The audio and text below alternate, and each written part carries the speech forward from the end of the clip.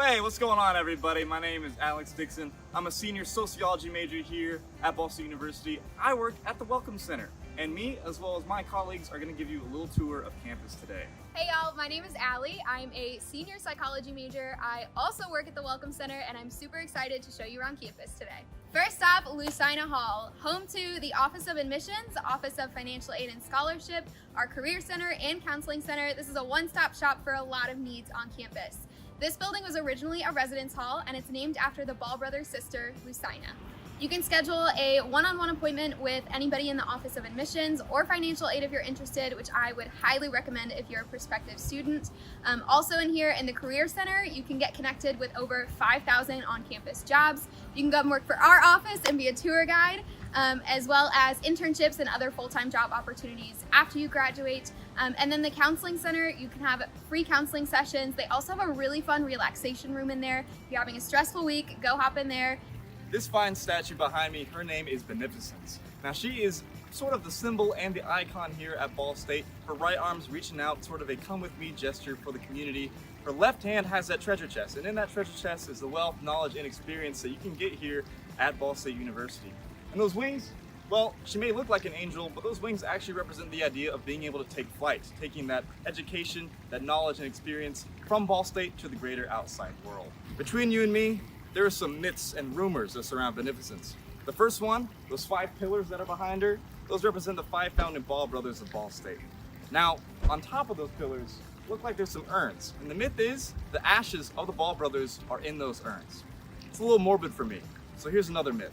If you take a significant other and you and your significant other come before beneficence around midnight and smooch and her wings flap, that means it's true love.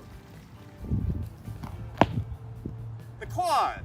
Right now we are standing in the beautiful quad. It's one of the largest green spaces on campus. This quad is surrounded by academic buildings. Right down there, that's our Cooper Science Building. Big red brick building. It's being replaced by a new Foundational Sciences building right down the street. Right over here, that's our David Owsley Museum of Art, commonly referred to as DOMA. It is our free art museum full of thousands of artifacts and pieces of art from around the world. Back behind me here, that is the yellow brick building on campus, the only yellow brick building on campus. It's our administration building. That's where the office of the president is, a lot of vice presidents, provost, and it's the original building of Ball State's campus back in the early 1900s when it was built. Behind me is the Burkhart building, where the office of the anthropology department and history department are located. If you're taking any social science classes like sociology, anthropology and history like I just mentioned, maybe psychology, you likely are going to have classes in the Burkhart building. Oh, and foreign language too. Behind me is our North Quad, a building that I practically live in because I take all of my major classes here. So this building houses the College of Science and Humanities. It also has the Learning Center, so if you need any help with tutoring, you can actually get a tutor from current Ball State students in any class that you need. And then there's also freshman advising, so they're there to help you register for classes and get you set up for your 4 years here. Something else that I think is really fun about North Quad, it actually used to be a library, so it's actually really confusing, and a lot of the staircases don't even connect on multiple floors. So I like to say North Quad is kind of like those moving staircases in Harry Potter because it's so difficult to navigate that building. Behind me, through these trees, is the Student Center. So this houses the Office of Student Life, which oversees the over 400 student organizations that you can be a part of on campus. My biggest piece of advice as an incoming freshman is to get involved right away. Now, it also houses the Student Center Tally. In there, we have Starbucks, so you can grab some coffee with a friend, or you can grab a bite to eat at Taco Bell or get some home-style food, sit, work on homework, and hang out. Now, every Saturday night, traditionally, there'd be an event at the Student Center called Late Night, which would run from 9 p.m. to 1 a.m. There'd be free food, games, activities, prizes, giveaways. It's completely free for students to go.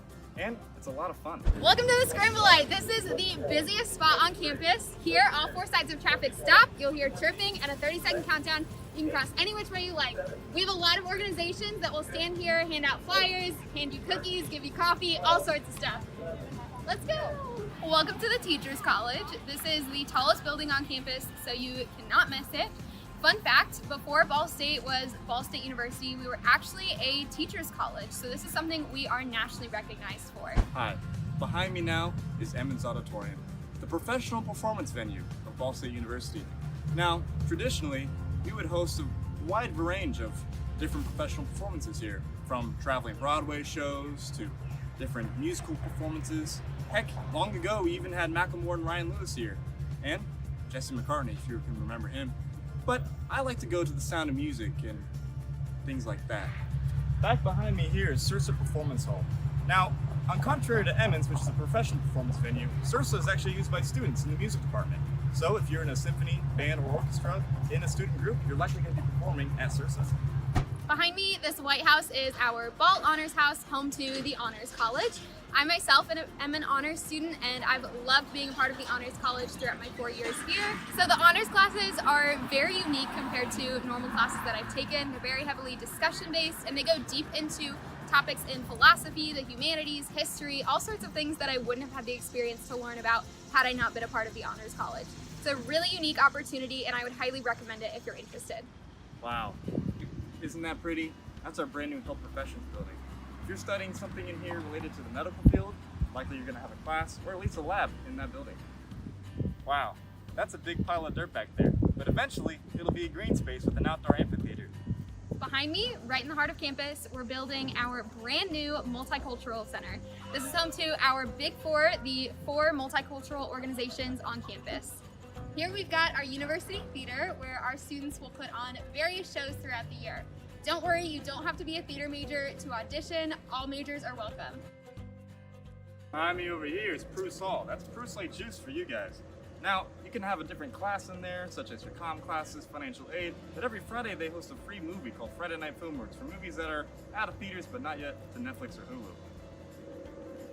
And lastly in this area, we have Bracken Library, one of my favorite spots on campus. This is a 4-story library with all different study spaces. There's also a bookmark cafe in here, which is one of my favorite spots to eat. This is Bookmark Cafe. I like to grab a coffee, go hang out, and study with some of my friends.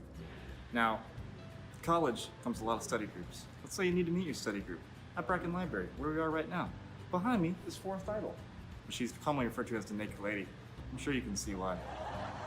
This is the whisper wall. When you whisper here, someone else all the way across the way can hear you.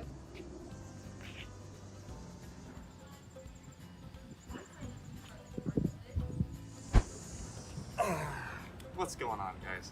Right over here, this is the Weidinger Business Building, home of the Miller College of Business. Wow, this is the Toftali Center for capital markets and investing. It's a great spot to stop and tie your shoe. Alright, this is Frog Baby. Now, Frog Baby was originally housed in our David Owsley Museum of Art in the Quad, and we had a tradition with her where students would rub her nose for good luck on exams. Now, it turns out we needed a little too much luck. We probably should have just been studying because we ended up rubbing Frog Baby's nose right off.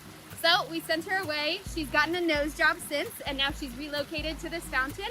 We have a new tradition where we like to dress Frog Baby up for events around campus. Beautiful. Would you believe me if I told you that this is the tallest collegiate bell tower in the state of Indiana? Well, it's true. And there's also 48 bells in there. You can hear them ring every 15 minutes. Behind me is CAP, or the College of Architecture and Planning. This building looks like an architect's desk, as you can see, with its slanted roof.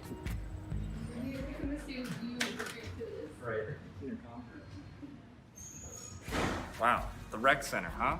What a place. Who would have thought? Not me. Certainly not me. This is our Joanne Gora Recreation and Wellness Center. Behind me, we have one of the best parts about this facility, which is our 35-foot rock climbing wall. The Office of Outdoor Pursuits is the one that handles all appointments for this, but it's actually free for all Ball State students to use this facility. On top of this is a 400,000 square foot facility with 3 levels of fitness space and many different things that you can do in here. Now, while the rec is free for all students to use, you can actually sign up for Rec Fit classes, which take place in rooms like this. Offerings include things like Zumba, cycling, yoga, all sorts of stuff. Oh! All day. I've been making them all day. Now, traditionally, this whole basketball court is filled up with tables from over our 400 student organizations here at our activity fair every fall. All day. All day. Hey, Alex. Hey, What's that? Oh, that's Worthing Arena. That's where our men and women's basketball, men and women's volleyball, and our gymnastics all compete. Oh, cool. Yeah, and going to athletic events is free for students, completely free. OMG. Yeah. Check out a game! And they were roommates. Speaking of roommates, let's talk about residence halls. Just like this, brand new North Hall on the north side of campus. Now, most of our residence halls are broken up into living learning communities. Our living learning communities are broken up into different residence halls based on major. And this goal is so that students living in these residence halls will most likely be taking similar classes, can study together, and each residence hall is packed with an academic peer mentor, which can help any student with their learning needs. You can grab a bite to eat at our brand new North Dining Hall. This is the newest dining hall on campus. Now, for your dining, there's all sorts of different plans that you can get, and campus has a really good mix of chains and home-style food. So, right behind me is the Robert Bell building, which is the home of the mathematics, English, and computer science departments. And the cool thing about the Robert Bell building is that it connects to the Letterman building, which then connects to the Ball Communication building, which then connects to the Arts and Journalism building. So, what you can find in the Letterman building is that our telecommunications and communications classes, Ball Communications, an extension of the communications and telecommunications programs, but it's a lot of faculty and office space. And then in the Arts and Journalism building, we'll get to there when we get there. This is the last stop on our tour today, so we just walked through all four of those buildings, ending right here in the Arts and Journalism building. Behind me, we have our bookstore where you can get all of your books for your college classes, or you can pick up some Ball State merchandise. And in front of me, we have our atrium, which is one of our most popular dining facilities on campus. Hey, Thanks for joining us today. hope to see you on campus sometime soon. Chirp, chirp.